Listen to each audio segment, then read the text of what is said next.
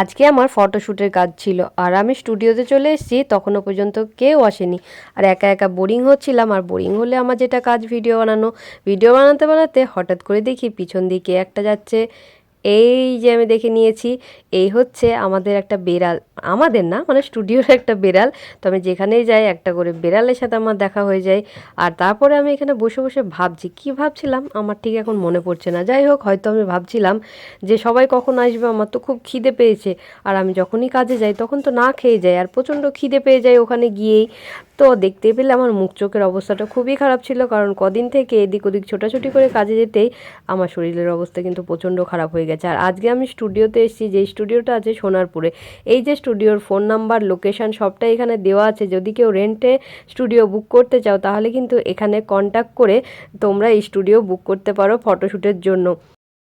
এবার আমরা এখানে দিদিটার সব কিছু ড্রেস বের করে সবাই আমরা ডিসাইড করছিলাম কোন কোন ড্রেসটা দিদি পরবে আর কোনটা পরলে ভালো লাগবে, কোন লুকের সাথে কোনটা যায়।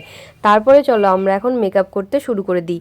মেকআপ করার সময় দিদিকে বললাম আমি তোমার একটু ভিডিও নেব। দিদি আমাকে না করে দিল, বলল না বোন, তুমি আমার ভিডিও নিও না, কারণ আমি ক্যামেরার সামনে যেতে চাই না। আমার তো শুনে ভীষণ হাসি পেলো।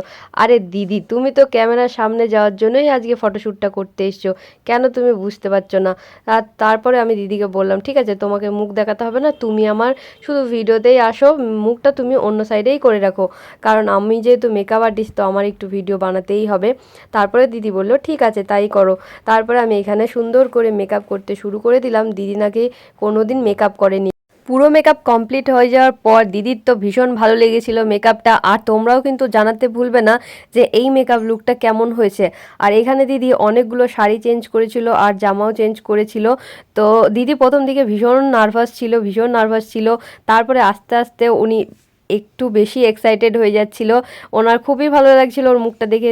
দেখলে বুঝতেই পারবে কতটা হাসি হাসি মুখে ও হচ্ছে ফটোশ্যুটটা করছিল।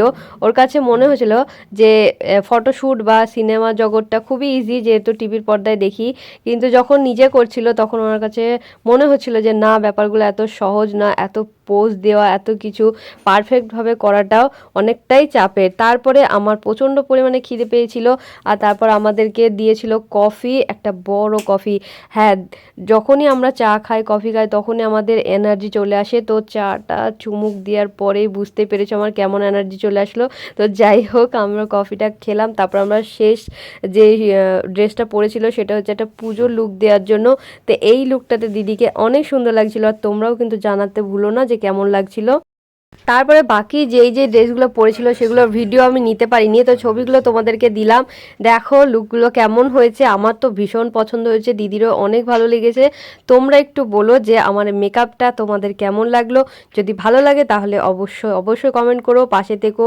আর আমার চ্যানেলটা যারা এখনও ফলো করোনি প্লিজ আমার চ্যানেলটা ফলো করে দিও।